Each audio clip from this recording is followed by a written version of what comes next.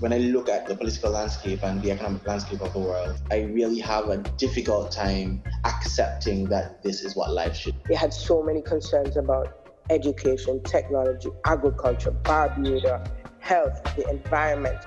You will be so surprised as to what they are engaged in. If we can do that, we can walk on that path, we will find a lot of solutions, we'll find a lot of adventures, we'll find a lot of answers. We need to foster that entrepreneurial spirit. No judgment, no negativity, all good vibes and conversations.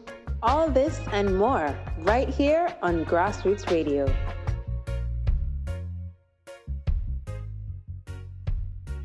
Hi, my name is Linisa George. I am 38 years of age. I'm a writer, playwright. I own my own media and communications company.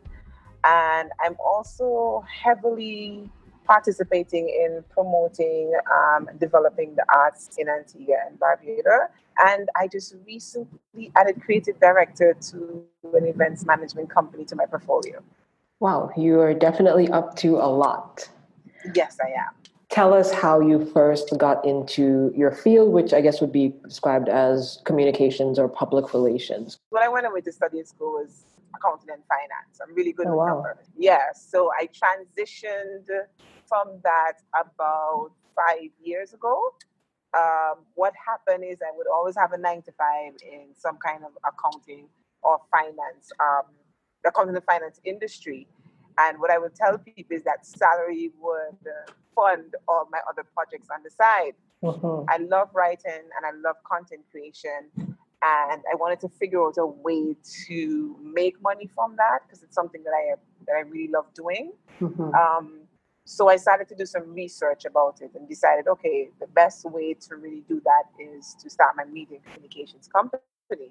And with the whole influx of how media has changed so much now, especially as it relates to the visibility that brands and clients, customers can get from social media, I kind of got into the market at the right time, especially in the Caribbean, specifically in Antigua. It's still something that is new that we're still trying to navigate a kind of how, and I'm able to help my clients do that. And with that, I've been able to find myself, my company, my business, my expertise in different industries. I do editorial for magazines.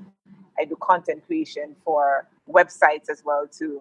I do press kits, media kits for festivals, for companies. I work on brand marketing proposals for clients as well too. So you see, there's a wide array of options that I found myself in just because I made that step. And it still helps me to maintain that creative spirit that I have.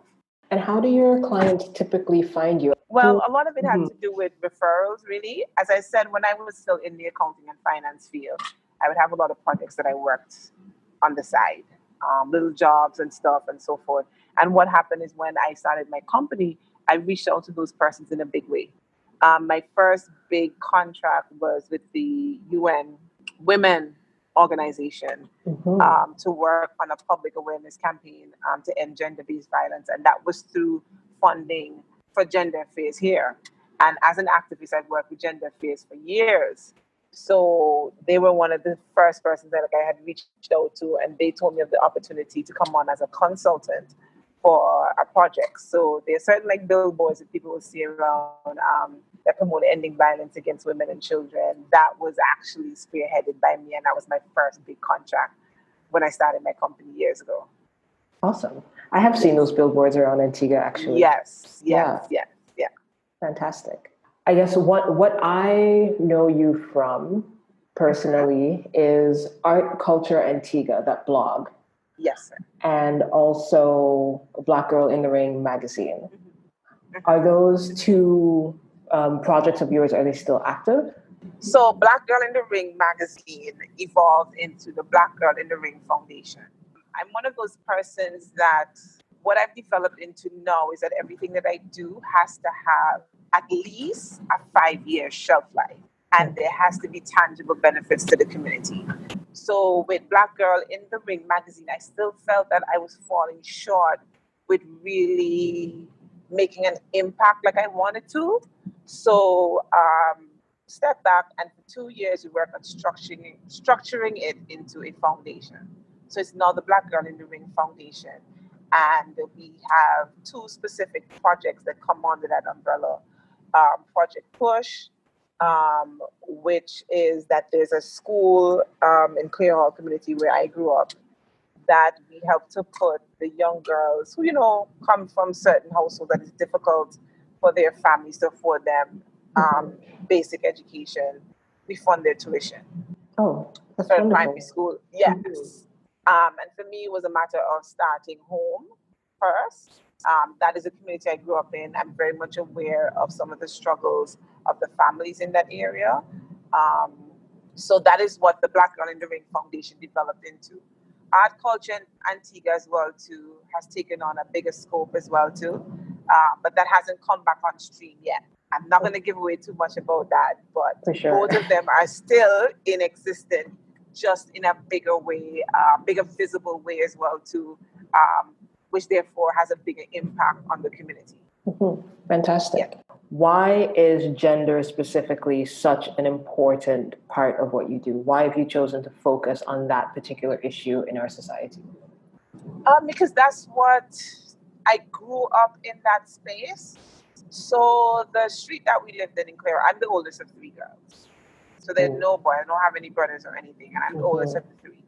And I come from a traditional household where my parents have been married for many years. They've been married for 40 years now. Wow. And they've been married for 40 years now. So I grew up in a traditional household. We didn't grow up in money or anything, but we weren't poor or anything either. Mm-hmm. But what I can say is, living on the street that we lived in, I saw persons my age with different experiences and different realities. And one of the things that stuck out was the fact that a lot of the young women were not educated. Their mothers had them early, and they would go on to have children early too, and the cycle would continue. My parents, I always made fun of my dad, who for a long time didn't understand the whole concept of feminism. And I would tell him, I'm like, that's funny because you raised 3 feminists.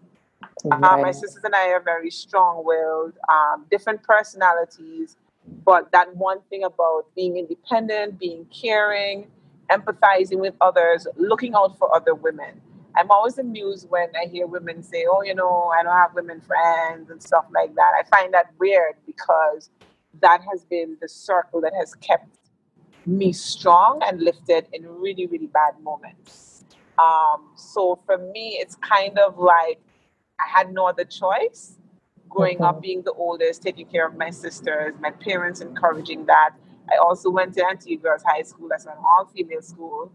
And I fostered amazing friendship that's still there up to now with women.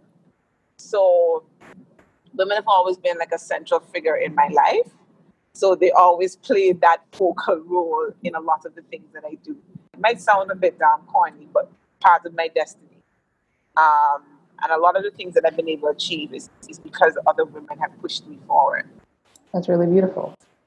And, well, do you find that it's been difficult to do that work in the culture that we occupy? I mean, do you find that there is a greater instance or prevalence of this kind of gender bias in our culture than, say, in a more typical Western country? How I got into that space, at the time, it was my creative twin, Sarah Errol, and we had 2 other friends, and we started Women of Antigua. We were about maybe 24, 25 at the time. And they weren't young women occupying that space like that before. So we went through those difficult moments. But what I can say now is that we don't have any of, well, not that we don't have any of those issues, but no, the young women that are there now, young women that occupy that space now in Antigua, don't have to deal with a lot of the negativity that we dealt with. Because somewhat what has happened through media is that being a feminist and even being an advocate, social justice advocate, is the cool thing to do. Right. So it's kind of normalized somewhat. It doesn't take away from the stigmas attached to it. The assumption that you don't like men, of course, you have the Bible thumpers, because with being a social activist, you look out for everyone, regardless of your choices and tastes, you look out for everyone. That means you have to look out for your LGBTQ sisters and brothers. That's not an option. It was difficult initially navigating the space and being women who were married or in relationships, and of course, they rule their men, that type of stuff and so forth. It was a bit weird, and I always felt like we needed to defend ourselves against that. Where now I'm in this space with people try to start stuff and people perceive things a kind of how, but I feel like if you're well-intentioned and doing what you're supposed to do, that it will always be that people understand and acknowledge the work that you're doing. And definitely the environment is so much different now in Antigua. We're more accepting than before and so forth. So, do you have any turning point moments where you could specifically point to and say, you know what, this used to be this way, and then maybe something precipitated a change, or when you first started noticing that people were reacting differently to what you were doing? We have more public awareness among the young people than we did when I first started out, like over 10 years ago. And a lot of that I have to give the volunteers and the gender affairs department their kudos for that, for sticking with it. The president executive director is somebody who was actually an intern. So when we used to be volunteering and doing stuff for women of Antigua, she would have still been in school, and she was actually an intern at gender affairs. Yes, so a lot. So that is it amazing. So what that shows me is how they develop and foster her into this amazing, powerful person to head this department now, and seeing all these things happen. Like, it's not somebody that, she just picked up and like, okay, this is an option here for me. She's been that since the age of 13, and I feel like the community that we occupy, those are a lot of the stories. We developed along those lines. One of the biggest accomplishments for me was to see the crisis center come on board. That has been something that we wanted to see for years, and knowing the services that they provide and how many women and men they have helped. Can you say more about the crisis center and what that is and how it came into being? So the crisis center was part of the same project that I had a contract with. So there were like multiple different projects under the one big project. And one of them, one of the last parts of the project was bringing on the crisis center. So what they do is then they provide free counseling for women and men that are sexually abused or going through any form of domestic violence. All of these are free services.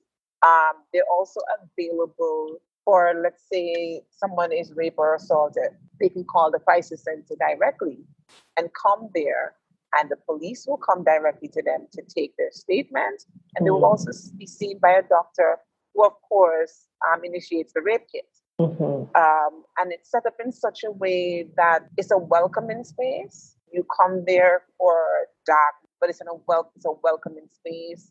And all the staff and volunteers are welcoming people, and everybody confidential. Because a lot of the issues the public will have is that, I don't want anybody in my business, that type of thing. But the Gender Affairs has done an awesome job with fostering that type of trust. Of course, it took a while to build. But yeah, the Crisis Center is doing amazing work. They have a lot of outside partners as well that come in, the volunteers as well to be a crisis counselor or to be an advocate. You have the 24-hour emergency line. You call that phone regardless of when somebody answers. Somebody's on the other line that will answer and assist you as much as possible. So when I say there was a big turning point, it was something that was necessary. And I'm happy to see that so many women and men are benefiting from it at the moment. I'm really happy to see that as well. Because I know even growing up in Antigua, there's always been this stigma around reporting sexual assaults and anything of that nature. And even, like you're saying, the confidentiality issue, but also just not being believed if you go directly to the police, or having that same kind of gendered experience where, well, you're a woman, so you're not taken seriously, or the discomfort of having to relate your story to some guy. And providing that safe space for you to be able to do that. Yes, that's beautiful. Because I always tell people that you cannot force someone to tell their story. You can make it easier for them to talk to you, but you can't force them to tell their story. And you really can't heal if you don't talk and get assistance and support.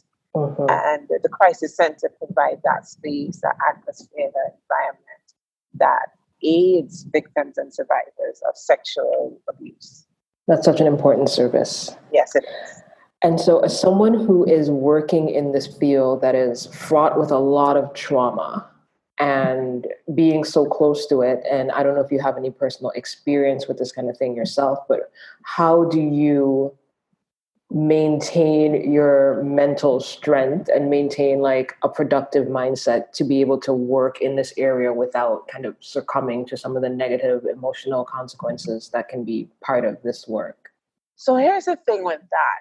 Other friends that I have around the region who are advocates, for the last 2 years, they've been talking a lot online about taking care of yourself mentally as an advocate, because a lot of trauma over and over again will have you in a very dark space. Oh, yeah. And for me, I use a lot of my projects and work to distract from what I would soon find out were issues I needed to deal with personally. And what happened is, a year ago, I had a proper mental breakdown. So I haven't done any advocacy in the last year because I made a decision to step back and focus on myself personally. Because what forced my hand was the fact that the mental breakdown extended into my work professional life. So I was not able to provide the services to my customers and clients like I normally would have. So it affected work. You know, and it take affecting work for me to step back and be like, okay, this is not a good space then. Because for me, work used to distract from a lot of things. You know, I would use it as my coping mechanism. But clearly you can only do that for some time. And at just around my 37th birthday, with other things happening around, I just broke down. It happened gradually over like a month and a half.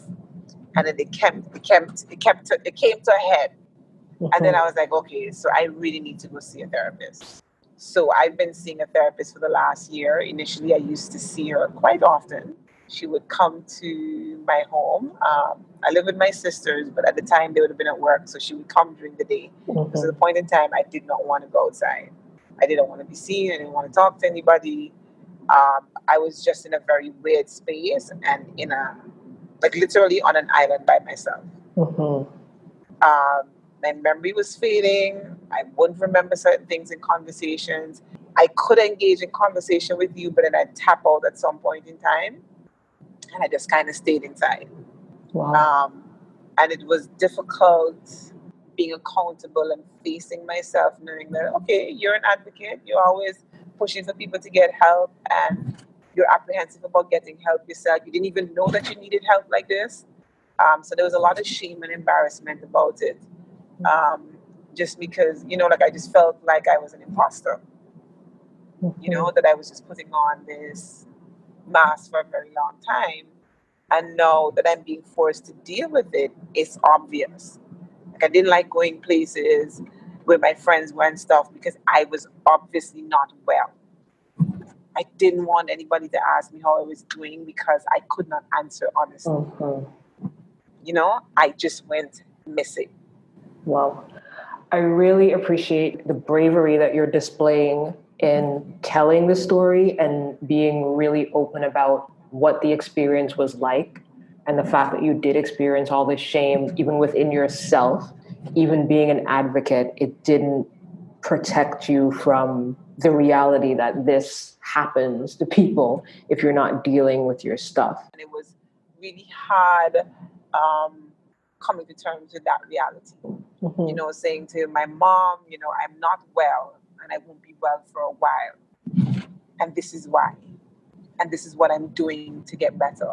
And even having the conversations with my sisters, who little things they would be able to look at over the years and be like, okay, something's not right there. But not knowing what it was because I never spoke about it. Being the older sister and then also feeling like a burden to them. Like thinking about it now, I'm just ready to start crying. It was a lot. Yeah, I can hear the emotion in your voice. Yeah, having to face yourself like that. I know for sure I've lost an opportunity because of that mental breakdown. There are certain clients that I drop the ball with that I can never get the opportunity to fix that. But those were all realities that were easier said than done to deal with. You know, on paper, you know, it's like, oh, this is what you got to do or whatever. But it's a difficult thing. I remember saying to somebody, I now understand why people sit in their trauma untreated for years. Being accountable and looking at yourself in the mirror and saying, okay, this is how I've harmed myself, whether it was the space I was in, whether it was what I was doing, whether it was the kind of energy that I was feeding on. It's difficult to look at yourself and say, oh, you're that person. And then seeing you're that person, and you start to think about, well, how does my circle perceive me? You know? Yeah. It's like, it's difficult. It's like, okay, I see why people sit in their trauma now. Because it's an interesting split between how you're perceiving yourself in that moment of really deep darkness and then having this professional persona.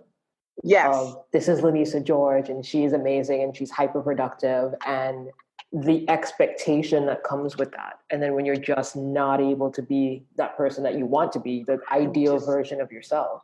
I'm just not. I've turned down interviews, opportunities, and been invited to spaces and not gone because I had to do the work. It was 37 years of untreated issues. Like, that doesn't get fixed in a few months, nor like in a year. So I am in recovery, and I'll be in recovery for a long time. And then I also said to somebody, I also tell people it's about how I manage it, how I manage my triggers.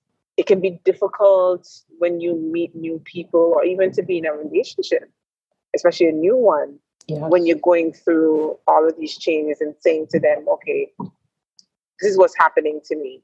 And the fear is they will walk away saying, okay, this is too much. But then on the flip side, you can't ask people to take up your burdens, you know, and you have to respect that and understand that.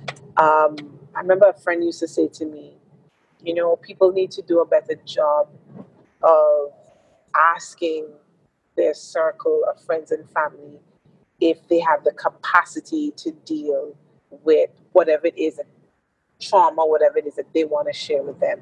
Don't assume that, you know, it's all right that we encourage people to share whatever they're going through, but you also have to take into consideration that some people, where they are, can't handle that. Yeah.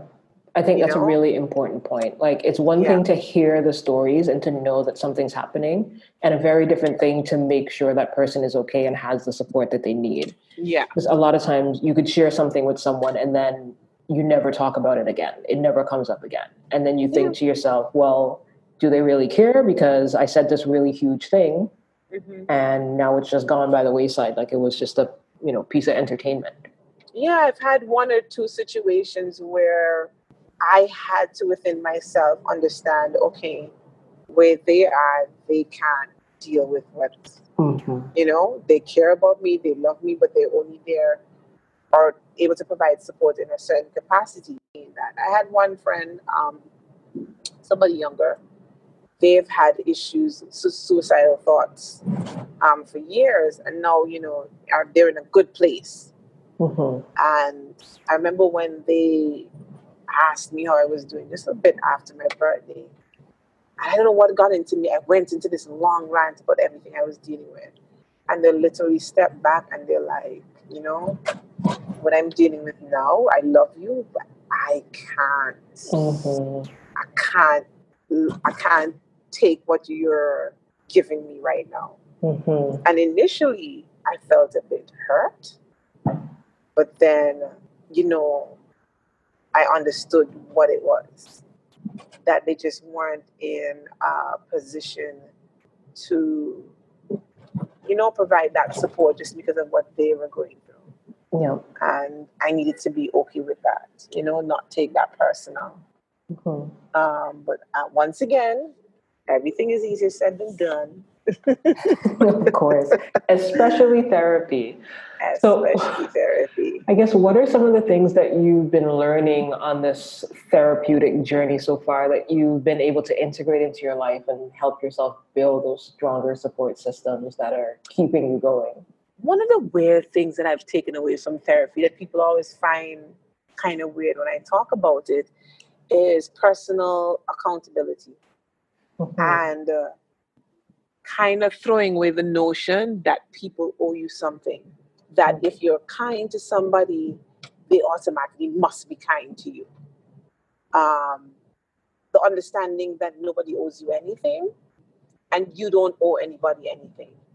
And what that has done for me is in situations where people fall short, whether it's something professionally or personally, I have been able to take it as, well, that's them and not anything with me.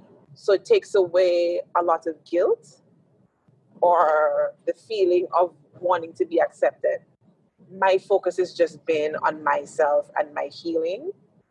And once I can be a better person, I therefore can function and continue to be this great, amazing, phenomenal woman that I'm not capable of being. There's a level of accountability that you have to take on if you're really to go far.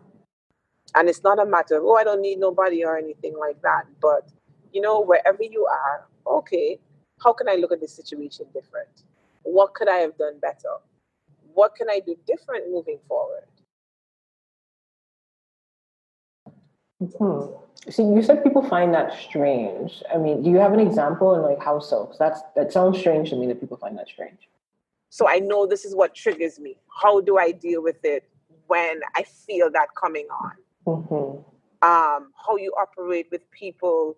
Okay, you might be a selfish person. How do you treat your family, your circle of friends, your co-workers better? It's really, the assumption is that, you just need support, you need help, whatever. But I say, yeah, but a lot of it is focused on personal accountability, and where it's difficult for you to do it on your own, you should be able to say that, or to say, I'm struggling with this, or I'm struggling with that. When I was going through my really bad days, having spoken to my sisters about what my situation was, there came a point when I could say to them, okay, they would just come home from a regular day from work, and I would be there, and I'm just like, guys, today's a struggle day. Mm-hmm. And then trying to figure out, okay, why is it a struggle day? Talk to us. And them learning what depression looks like. Mm-hmm. What is somebody who is considering suicide, how they present themselves, the things that they say, what they do, that type of thing. Because what happens is people struggling with mental health issues, it doesn't only belong to them, it belongs to everybody that they have to interact with. That's so true. So it's all fine from father to say, she didn't write in she head. But then she works somewhere. She may have children. Mm-hmm. She may have a partner. How is she functioning in those spaces? Right. And how are those persons dealing with her issues? Mm-hmm. So there's that level of awareness that I didn't have before as to what have I done because I'm in this space that has affected, mostly I've had to think about it, about my sisters, because we're very close and we live together. Mm-hmm. Not talking and isolating myself. How does that make them feel? Literally not knowing what it is, but I just gonna miss it. Mm-hmm. Or being responsible for something and not following through because where my head is at, I just can't do it. But then you've disappointed somebody, and then therefore they question your trust. I think I'm a very self-aware person, and it has grown even more in the last year. So you find I don't do the whole, oh, somebody did me something, or this is unfair to me. I would be more in the, okay, how can this be better? Do I need to not do this anymore? Do I need to do it differently? Do I need to seek help? And that's across the board, professionally, emotionally, personally. I navigate things differently. I don't react as quick as I used to think, oh my God, the universe is against me. Mm-hmm. Yeah, and that's one of the ways how I deal with my triggers. You know, feeling like, okay, I'm disappointed or what I did doesn't make any sense. Rather than, okay, well, we're in this space now. What are we going to do to get out? So it seems like one of the things that's happened as part of your therapy process is you've moved from this place where you're occupying that victim mentality, right? Where you're still seeing yourself as someone who is being acted against or things are kind of against you in a certain way, to recognizing the power that you have within yourself, within your own capacity for agency, to not focus on the things that are negative and the things that you can't change and what you don't have, but to put yourself in a position where you are more focused on the choices that you do have and the things that you can control. Yes. And so the you things can that keep I can moving forward. Change. Mm-hmm. Yeah, and the things that I can change. One of the things that used to happen is that I could not sleep. What would happen? I would drift off to sleep, and then for whatever reason, I would just stop breathing. Yes, and then I would jump up and have to try and catch my breath, and it would always be like an emotional thing where I'm crying. Like I said to somebody, do you know how many times I thought about death in the last year? And that scared me a lot because I would think like, okay, today is my last day, so what am I going to do? And it wasn't so much about suicidal thoughts, but more so about something can happen to me. And it had me looking at life differently. Like, who owes me an extra 5 years here on earth? Mm-hmm. Why do I think I'm owed that? You know? And what can you do today? Like, I was nervous that I was not going to see my 38th birthday, which was on the 10th of August. I was nervous that when I woke up on the day, there was a rush of emotion, like, thank you. Like, I'm here. I don't know who it is. Thank you that I got here.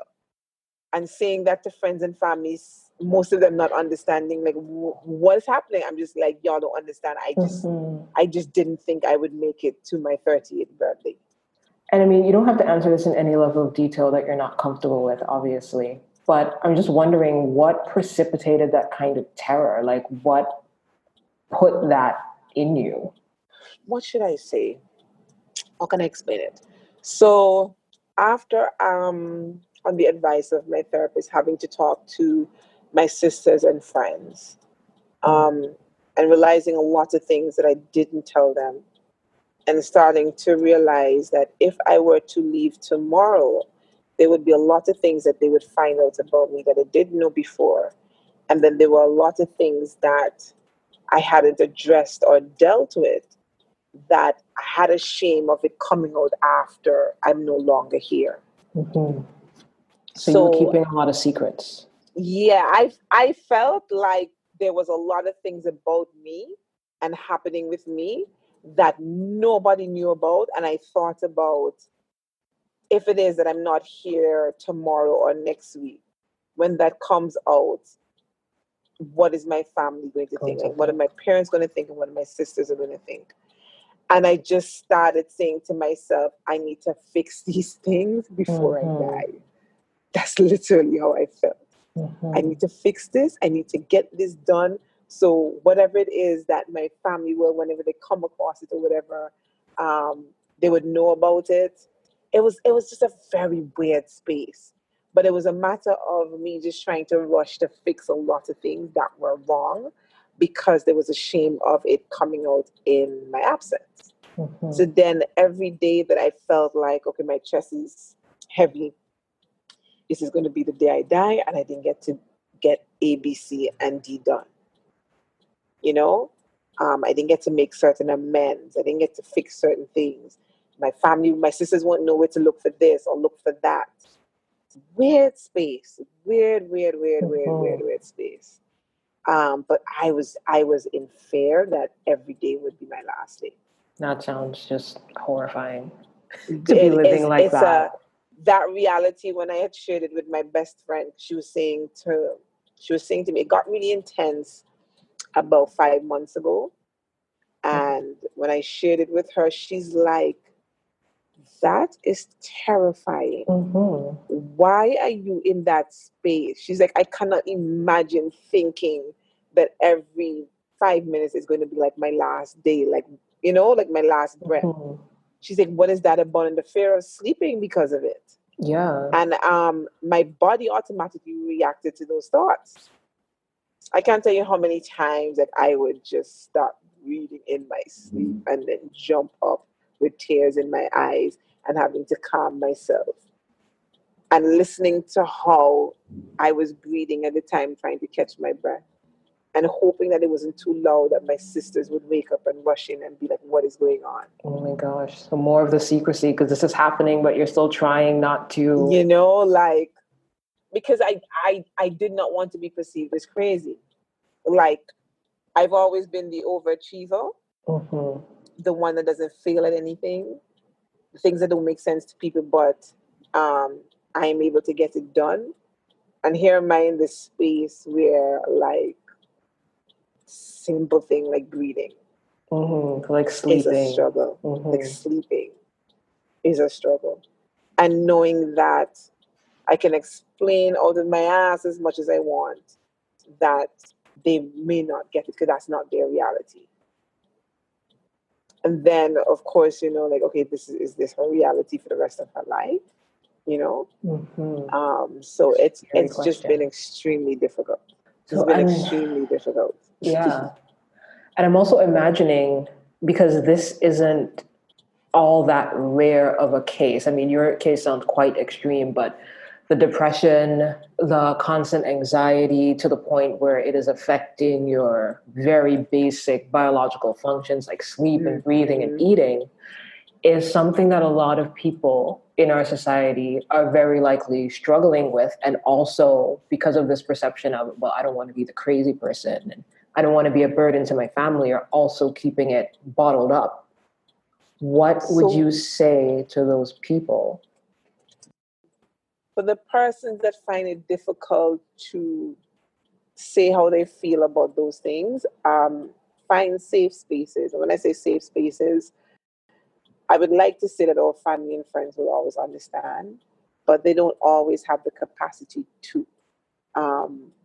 But to find whether it could be somebody that you look up to in society that might have expressed the same struggles, or organizations that can help you with that, persons that you trust. And you have to, in your sharing, you have to be honest and say, I need help. You know, because that makes a difference than just stating what your situation is. You have to be honest and say, I need help, or I can't do this by myself. Like, my mom is a very spiritual person. Well, not spiritual, but religious person.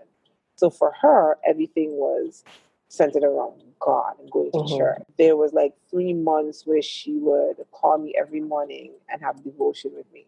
And I always tell people my mom's prayers saved me, because it would calm me. It would calm me at the beginning of the day. You know, she would just start the prayer, and if she felt like it, she would say, okay, did you want to pray for something specifically or whatever? So we would do a lot of that. But when I gave her information in doses, I didn't give her everything one time. Right. And saying to her, your daughter is not well. I am not okay. I am sick. You know? And hearing myself saying that to my mother, knowing that there's a level of fear now placed in her, to hearing her oldest child say, you know, I am sick and I'm going to be sick for a while, but I am taking the steps needed to recover, and things will look differently moving forward during my recovery, but I'm still your daughter. And how does she respond to that? She said something that threw me off. She said, out of my 3 kids, I've always had this fear that you would be one to commit suicide. Whoa. Okay. What? In a space of being honest with her, Uh-huh. she's like, I've carried that fear for a long time because your actions and your isolation would scare me, but I did not know how to talk to you about it. And she knew, like, if you pressured me before, I would just shut down. I would say nothing. I would just go missing. You just won't see me and you just won't hear from me. Wow. But that had hit me hard. She's like, I feel a lot of guilt saying it, but I've had this fear that you would be my child to commit suicide, the child that I have that would commit suicide. And did hearing that from her kind of bring you closer in a way? Because it seems like it's a very like intimate sort of confession. And to know that you were seen in that way, even when you didn't realize it. It is weird because I had started my therapy at the time when we had that conversation. And I was focused on me. And then I had to step back and start to talk to people in my spaces about how my actions affected them when I went into isolation. And that was hard. So where I thought that the mask was on, it actually wasn't. It was a matter of we just don't know how to talk to you about it. And them having a fear like this could be bad, but not knowing what sure to of do. it. And knowing that I cope by throwing myself into work and my creative projects.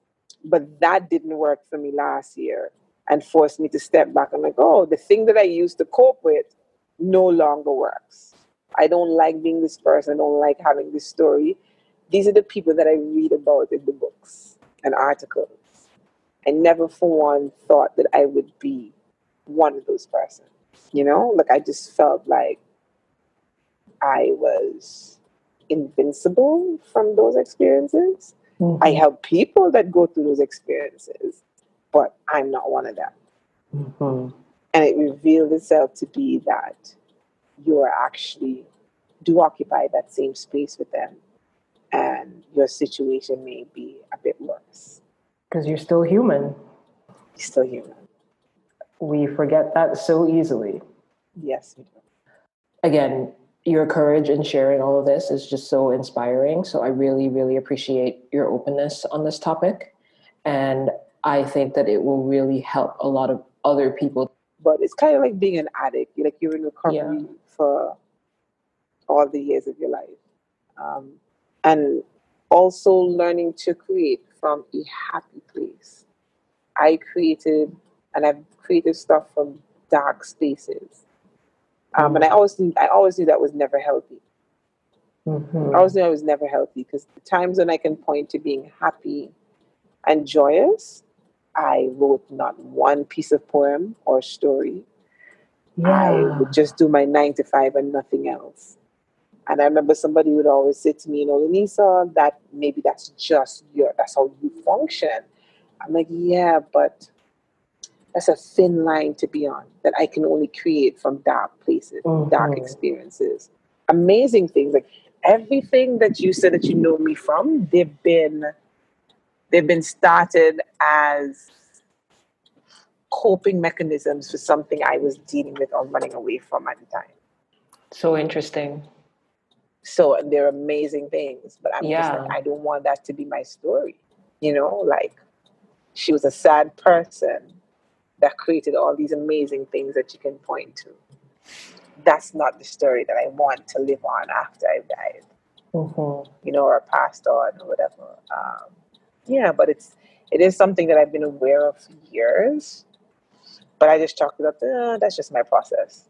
But I've had situations like, professionals have said over the years, that is not okay. And you need to figure out like why it is that you cannot create unless there's some level of sadness attached to it. And that is my story. That is an incredible story. It's an incredible story. Linisa, thank you so much again. And I guess just in parting, if people are wanting to connect with you online or to follow you, where would be the best place for them to do so? Well, I'm about to relaunch my website and blog. My book has been ready and has been delayed by 2 years now because there's a lot of strong themes in there. And I have to be in a space to be able to talk about them with people, not just release it in the wind and then hope people take whatever I want to talk about it. Yeah. And then hide from it. I wanted to talk about it. So people can connect with me on Instagram mostly. Right now I've started posting again. I'm still navigating Twitter, just as a weird space. My handle on Twitter and Instagram is _Linisa, LINISA. And my website is www.linisag.com. There are other things that are going to come on board soon, but I don't want to give that away yet. But they can connect with me there because now I'm in a space where I'm starting to share all these things. Awesome. Because it's a new awakening. I want to say new me, but it's kind of like new me. Or should I say a better me? A more self-aware me, Because all parts of me, past and present, I do accept. So. Linisa 2.0. Yes, Linisa 2.0. Oh, that's a good thing. Linisa 2.0. I like that. That should be a blog post. Linisa 2.0. Yeah. Thank you so much for taking the time today. I really appreciate it. And thank you so much. Yeah, you're just such an inspiration. And I you. wish you all the best in your journey. It sounds like you're really on the path now, and I just hope that you stick to it. I'm going to be an amazing case study at the end of all of this. These are the steps you all need to take if you've been in this situation.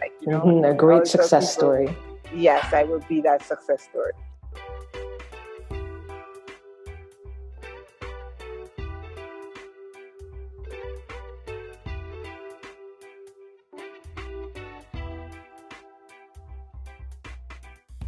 Thank you for listening to this episode of Grassroots Radio. If you enjoyed the conversation, show some love and help spread the word. You can do that by subscribing on Apple, Google, YouTube, Spotify, or wherever you get your podcasts. Already subscribed? Consider leaving a 5-star review. It helps other people find the show. If you have an idea for someone you want to see featured or a topic you want us to cover, let us know. DM us on Facebook, Twitter, and Instagram at grassrootsanu or email us at thenewgrassroots@gmail.com. For more about NGR, visit us at thenewgrassroots.com. Until next time, this is Grassroots Radio.